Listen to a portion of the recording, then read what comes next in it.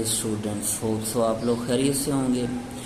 बेटा आपको पता है हमने क्लास 10th की फिज़िक्स की न्यू बुक का चैप्टर नंबर 20 स्टार्ट किया हुआ था और आज जो टॉपिक आपसे डिस्कस करने वाले हैं वो है 20.3 आइसोटोप्स।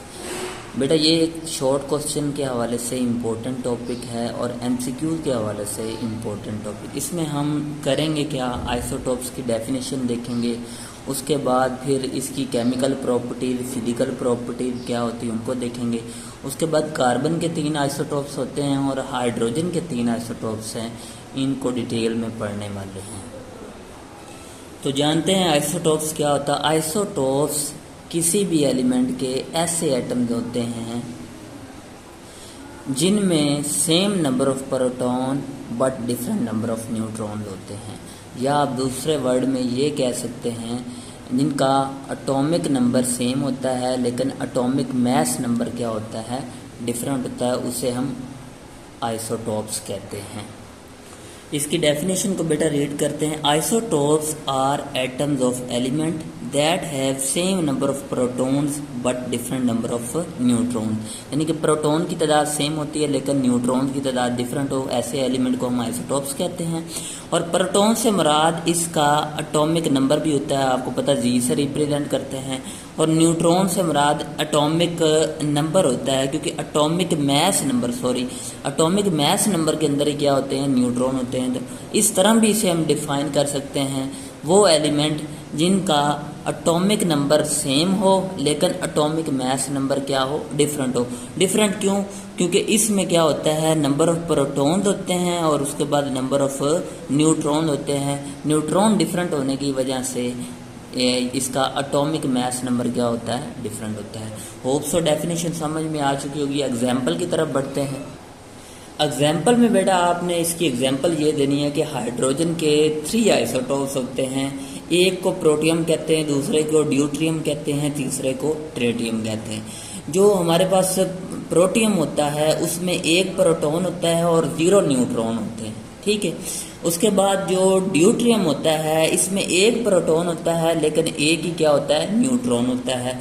और ट्रेटियम में क्या होता है, 1 प्रोटॉन होता है और 2 न्यूट्रॉन होता है। क्योंकि आपको पता है इसे क्या कहते हैं, जी मतलब number of proton atomic number को रिप्रेजेंट करता है, और ये वाला हमारे पास क्या होता है, एटॉमिक मास नंबर। अब देखिए एटॉमिक मास किसका कॉम्बिनेशन है, जी का प्लस एन का, एन से मुराद नंबर ऑफ न्यूट्रॉन है।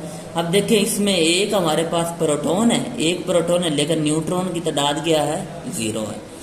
तो प्रोटियम जो होता है इसमें 1 प्रोटॉन होता है, 1 ही इलेक्ट्रॉन होता है लेकिन 0 न्यूट्रॉन होते हैं। अब ये डायग्राम देखिएगा, इसमें 1 प्रोटॉन है, इसमें कोई भी न्यूट्रॉन नहीं है, न्यूट्रॉन इसका 0 है, और जबकि इसके बाद जितने नंबर ऑफ प्रोटॉन है उतने नंबर ऑफ क्या होंगे, इलेक्ट्रॉन होंगे। ये मैंने कल भी बात बताई थी आपको।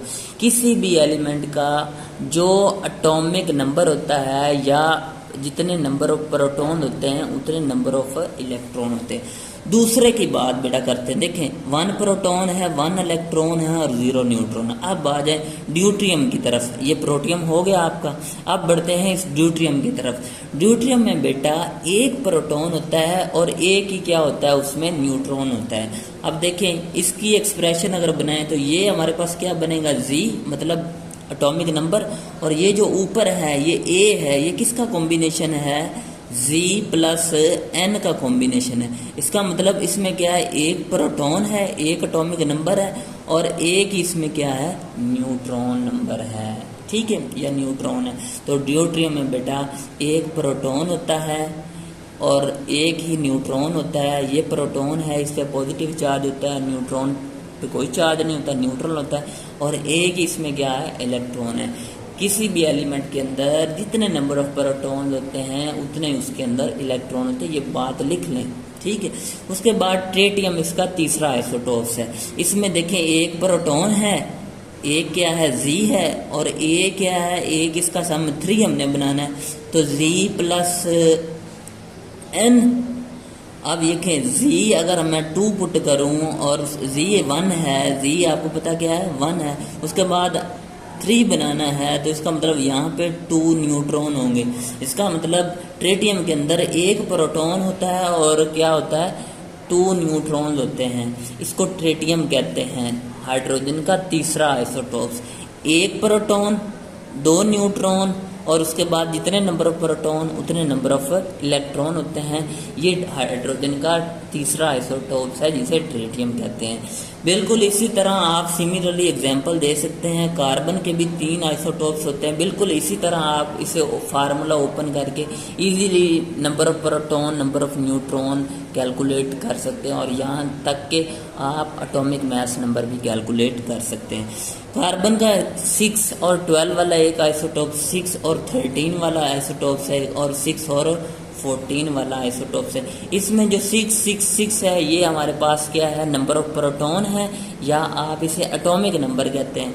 लेकिन 6 में जब 6 ऐड करें तो इसका मतलब 6 ही नंबर ऑफ इसमें क्या है, न्यूट्रॉन है। तो पहले जो 6 और 12 वाले में 6 प्रोटॉन है और 6 ही क्या है, न्यूट्रॉन है। आगे 13 में से 6 निकालेंगे तो क्या बचेगा, 7। इसका मतलब इसमें 6 प्रोटॉन है लेकिन 7 क्या है, न्यूट्रॉन है।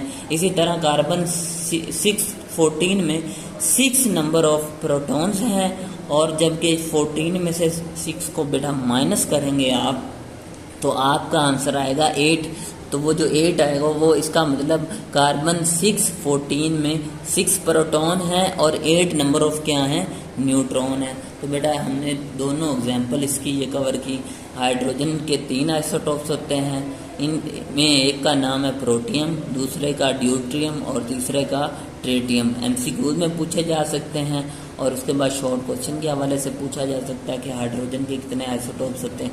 इसी तरह आपसे कार्बन के आइसोटोप्स पूछे जा सकते हैं और कार्बन के किसी भी आइसोटोप्स के अंदर कितने नंबर ऑफ प्रोटॉन कितने number of neutron, for example इसी को वो दे देगा, वो कहेगा इसमें नंबर ऑफ न्यूट्रॉन आइडेंटिफाई करें। तो आपने क्या करना, 13 में से 6 को माइनस करना, तो जो आंसर आएगा वो आपके नंबर ऑफ न्यूट्रॉन होंगे। तो अब एग्जाम्पल के बाद 1-2 पॉइंट इसके और हैं वो आपसे शेयर करते हैं, पीछे वाले पेज पे आते हैं। अब इस पैसेज को हम रीड करते हैं। ये हमारी डेफिनेशन थी, ये डेफिनेशन है और आगे 2 एग्जाम्पल थी और साथ वो हाइड्रोजन के तीनों आइसोटोप्स की डायग्राम अच्छे से तैयार करनी। Atoms are electrically neutral meaning they have equal number of proton and electron. यानी कि इसमें नंबर ऑफ प्रोटॉन जितना पॉजिटिव चार्ज होता है उतना नेगेटिव चार्ज, तो इलेक्ट्रिकली एटम क्या होता है, न्यूट्रल होता है। ये भी आपने एमसीक्यूज के तौर पे लाइन याद रखनी है। उसके बाद इफ एन एटम गेन और loose electron it become positive, उसके ऊपर आयन बन जाता है। अगर वो इलेक्ट्रॉन देगा तो उसके ऊपर पॉजिटिव आयन बन जाएगा, अगर वो रिसीव करेगा तो उसके ऊपर नेगेटिव आयन बन जाएगा। तो ये एक कॉमन सी बात है। द नंबर ऑफ प्रोटॉन्स, ये बात नोट आपने करनी, इस लाइन को आपने अंडरलाइन कर लेना, एक पॉइंट बना के याद रख लेना। The number of protons and electron determines N atomic atom chemical property. जो आइसोटोप्स की किसी भी या एटम्स की जो केमिकल प्रॉपर्टीज होती हैं प्रोटॉन और इलेक्ट्रॉन पर डिपेंड करती हैं। जब किसी भी एटम के अंदर प्रोटॉन और इलेक्ट्रॉन चेंज नहीं होते तो इसका मतलब केमिकल प्रॉपर्टीज भी चेंज नहीं होती, ये हमेशा सेम रहती। उसके बाद नेक्स्ट इसकी ना फिजिकल प्रॉपर्टीज आ जाती हैं आइसोटोप्स की, वो चेंज हो जाती हैं, वो डिपेंड करती हैं डेंसिटी पे, वो डिपेंड करती हैं मास पे, वो डिपेंड करती हैं चार्ज पे। चार्ज डिफरेंट हो जाता है, मास डिफरेंट हो जाता है, डेंसिटी डिफरेंट हो जाती है। इसकी वजह से वो फिजिकल प्रॉपर्टीज की आइसोटोप्स की डिफरेंट होती है, लेकिन केमिकल प्रॉपर्टी हमेशा याद रखना सेम रहती है।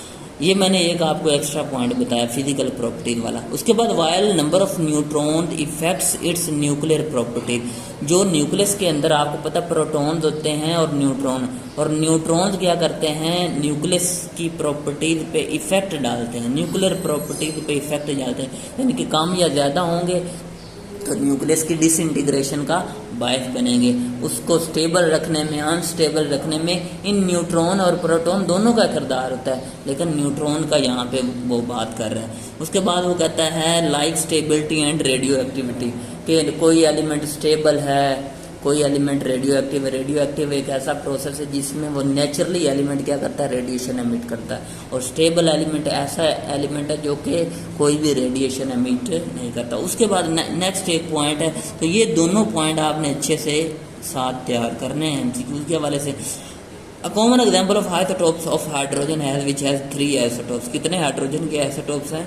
3 आइसोटोप्स। बेटा इस लेक्चर में हमने आइसोटोप्स की डेफिनेशन को कवर किया और उसके बाद फिर इसकी 2 एग्जाम्पल देखी, हाइड्रोजन के केस में और उसके बाद कार्बन के केस में। हाइड्रोजन के 3 आइसोटोप्स होते हैं, कार्बन के भी 3 आइसोटोप्स होते हैं, और उसके बाद इस आइसोटोप्स की केमिकल प्रॉपर्टीज क्या होती हैं, फिजिकल प्रॉपर्टीज होते हैं। और एक पॉइंट पड़ा कि एटम जो होता है इलेक्ट्रिकली न्यूट्रल होता है, इस पे इतना पॉजिटिव चार्ज होता है और उतना ही क्या होता है, नेगेटिव चार्ज होता है। इसके बाद बेटा नेक्स्ट जो आने वाली वीडियो में हम टॉपिक आपसे डिस्कस करेंगे वो है रेडियो एक्टिविटी। तो रेडियो एक्टिविटी का लेक्चर सुनने के लिए आप लोग तैयार रहना कि डिटेल में हम एक ही दिन में रेडियो एक्टिविटी वाला टॉपिक मुकम्मल करने की कोशिश करेंगे। इसी के साथ मुझे इजाज़त दें, मिलते हैं नेक्स्ट वीडियो में। अल्लाह हाफिज़।